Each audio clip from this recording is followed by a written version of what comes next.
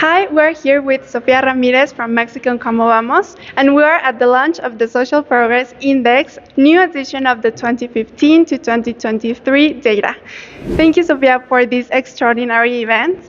First of all, I would like to know what are the main messages that our global SPI community should know about this new launch? Awesome. Thank you very much for the invitation. And of course, thank you for being here with us. I would like to remark 6 of our main highlights that we discussed today. The first one is that the state, Mexico, the state as a whole, fails to guarantee rights such as health and education, and it is delegating access to services to the pockets of households. And this might be one of the biggest highlights I would want to put out there, because usually we think of the state as the big provider of social progress, and at this time we're in such a position that we are not able to say that this is happening. Point number 2 is that health, education, and security are the levers of mobility and social progress. This may seem very, like business as usual, but we have the evidence to back this up, and I think this is important. Number 3, nearshoring, and like all the attraction of investment regarding the ally shoring, the reshoring process predominantly arrives where there is high social progress. And this is also important because, of course, the FDI is a proxy of if a state is in such a position to, provide all the services that any investment or any enterprise that comes from abroad needs to enlarge their operation. Number 4 is that in Mexico, the regional inequalities persist over time. And this is problematic because the southern part of the country, consistently lags behind. And this is no good news. And number 6, growth is necessary, but not sufficient condition for social progress. This already we knew, but this is also an important reminder that we really, really need to enhance confidence, certainty, and of course investment, so that there is a possibility for development, first of all economic, but at the very end, and this is the last objective of economics, of having economic growth, is exactly having social progress. I was curious, what would you tell to people that maybe have not seen the SPI before? Okay. Like any advice on how they can take this data now into impact? Because I know that this is not your first launch of the index, definitely. So any success stories or inspiration that you would like to share with the stakeholders that could use this index to advance and have an impact on their work? Of course.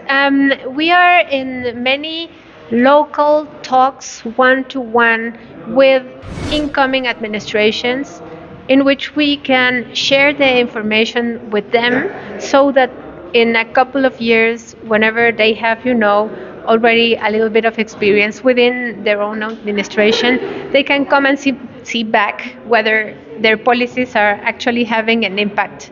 So this is for the policy side, but also for the local enterprises, for the firms, for the, like industries.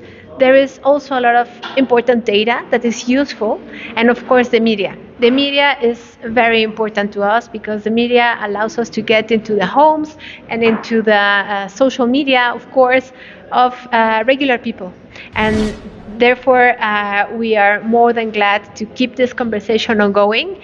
And there are a lot of very inspirational stories, but at this very moment, I believe the most important one is we need to keep track on how policies are doing, because we are in a very new position within the world, how the power is being instrumented, how democracies are shifting, where they are putting their votes and of course their attention, and we shall not lose the importance of we need to do this because we want prosperity for all, and not just the very moment have money in our pockets. So yeah.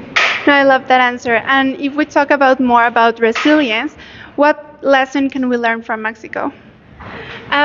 Mexico has had of course, earthquakes, the pandemic, as did the rest of the world.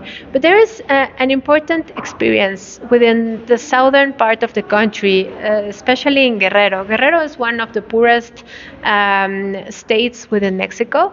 It's also one of the states that doesn't keep their people. People are migrating away from Guerrero because there are not too many opportunities. And then there are at least two big hurricanes that happened the last, 13 months. And those hurricanes allowed us to, get back on where they were standing. And since we have the experience of the pandemic, how it hit Guerrero, Chiapas, Oaxaca, and see how different this impact was regarding how it hits, like the northern part of the country, which is more richer and also more prone to, be resilient. We have the possibility to see that the more you have of a high quality of life, high standard of life, you're going to be able to bounce back to where you were and keep growing in terms of prosperity and social progress. That when you are in a worse position, because of course there are virtuous cycles and there are vicious cycles, and when you are in the lower part of the distribution of income and of social progress, the probability you are kept within the vicious cycle is bigger. So we should just keep going in terms of measuring social progress, but also helping the administrations, the incoming ones, but also, like all other economic actors within this region, to regain a little bit of, like the power of negotiating between the government and the private sector and the NGOs and the civil population, so that we see in a few years that we have broken those visual cycles. Thank you so much for these. We invite everyone to explore the results at mexicocomobamos.mx.